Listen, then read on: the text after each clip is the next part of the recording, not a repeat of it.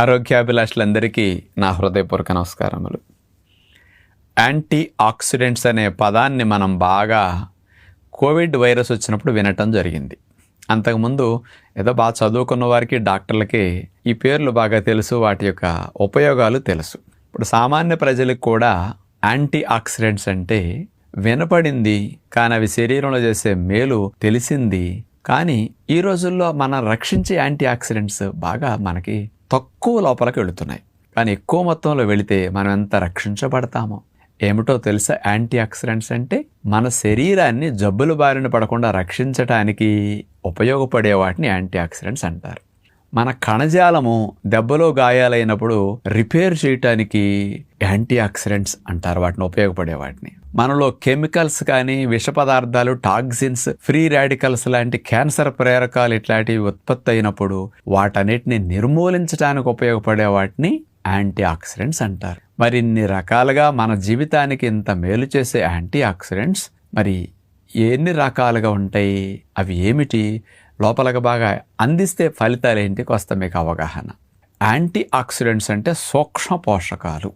ముఖ్యంగా ఒక ముక్కలో చెప్పాలంటే సూక్ష్మ పోషకాలు చాలా ఉంటాయి, కానీ యాంటీ ఆక్సిడెంట్స్ లాగా బాగా రక్షణ కలిగించేవి కొన్ని స్పెషల్గా చెప్పబడ్డాయి. అవి vitamin C, vitamin A, vitamin E, అట్లాగే సిలీనియం, జింక్, ఇలాంటి వాటిని యాంటీ ఆక్సిడెంట్స్ అంటారనమాట. మరి ఇలాంటి ముఖ్యమైన యాంటీ ఆక్సిడెంట్స్ అన్ని మనకి లభించే ఆహారాల్లో లేవా? ఉన్నాయి. ఎందులో ఉంటాయి?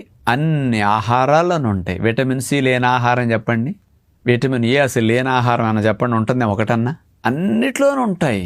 అన్నిట్లో ఉన్నప్పటికీ మన శరీరం లోపలికి ఎందుకు ఇవి తక్కువగా వెళుతున్నాయంటే, మనం రుచి కోసం, మన అభిరుచుల కోసము, మన ఇష్టాల కోసము ఈ ఆహార పదార్థాలని తొక్క చెక్కే విధానములోను, వండే విధానములోను, నిలవుంచే విధానములోను, దాన్ని స్టోర్ చేసే విధానం అంటే ఫ్రిడ్జ్లో పెట్టి దాచే విధానంలోను ఈ యాంటీ ఆక్సిడెంట్స్ అనేవి నశిస్తున్నాయి. ఆహారంలో ఉన్నప్పటికీ మన లోపలికి వెళ్ళేసరికి పూర్తిగా పోతున్నాయి. కొన్ని తగ్గుతాయి, కొన్ని పూర్తిగా పోతాయి. అందుకని వేడి చేసినప్పుడు, వేపినప్పుడు, దేవినప్పుడు, వేపినా దేవినా సున్నా అయిపోతాయి, అసలు ఉండవు. కొంచెం ఒక మాదిరిగా వేడి చేసినప్పుడు కొంత తగ్గుతాయి. కాబట్టి మనం రోజు 4 ట్రిప్పులు తింటున్నాం. Breakfast, lunch, snacks, dinner. మరి 4 ట్రిప్పులు ఉడికిన ఆహారాలు ఇష్టపడుతున్నాం కదా, మరి మనకు అది అలవాటైంది, నోటికి అవి కమ్మగా ఉంటున్నాయి. అందుకని దాన్నే కంటిన్యూ చేస్తున్నాం. రకరకాల సమస్యలు వచ్చినప్పుడు మరి ఎందుకు వచ్చాయి, ఏం తప్పు చేసామని ఎవరు వెనక్కి తిరిగి చూడట్లేదు కదా. అన్నీ వండినవి తింటమే పెద్ద తప్పు. ఏజ్ రాకుండా రోగాలు రావటానికి 4 సార్లు వండినవి తింటమే తప్పు. వయసు రాకుండానే ముసలితనానికి గురవటానికి అన్నీ వండినవి తింటమే తప్పు. మరి బాడీకి ఇమ్యూనిటీ తగ్గిపోవటానికి మన లోపల కెమికల్స్, ఫ్రీ రాడికల్స్ ఎక్కువైపోయి, టాక్సిన్స్ ఎక్కువైపోయి, క్యాన్సర్స్, ఆటోఇమ్యూన్ డిజీజెస్, దీర్ఘ రోగాలు రావడానికి కారణం అన్ని 4 ట్రిప్పులు వండినవే తింటాం. 4 ట్రిప్పులు వండిని తింటే ఇలాంటి యాంటీ ఆక్సిడెంట్స్ నశించటం, సూక్ష్మ పోషకాలు దెబ్బతింటాం ఒక నష్టం అయితే, వండిన వాటిని టేస్ట్ కోసం ఉప్పు నూనెలో యాడ్ చేస్తూ తింటాం. ఎన్నిసార్లు వండిని తింటే అంతంత ఉప్పు నూనెల మోతాదు మీ లోపలికి ఎక్కువ వెళ్ళిపోతుంది. పోషకాలు, యాంటీ ఆక్సిడెంట్స్ పోవటం ఒక నష్టం అయితే, ఉప్పు నూనెలు ఎక్కువ మోతాదులో లోపలికి ఎంటర్ అవ్వటం అనేది మరొక నష్టం. కాబట్టి ఇలాంటి నష్టాల వల్ల మనకి ఇలాంటి సమస్యలన్నీ వస్తున్నాయి.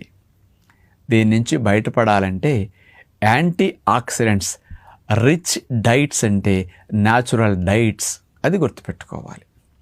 ప్రకృతి అమ్మ, మదర్ నేచర్ ఇచ్చిన ఆహారాలన్నీ ఫుల్ ఆఫ్ యాంటీ ఆక్సిడెంట్స్, అంత మంచి సోర్స్ అన్నమాట అవి.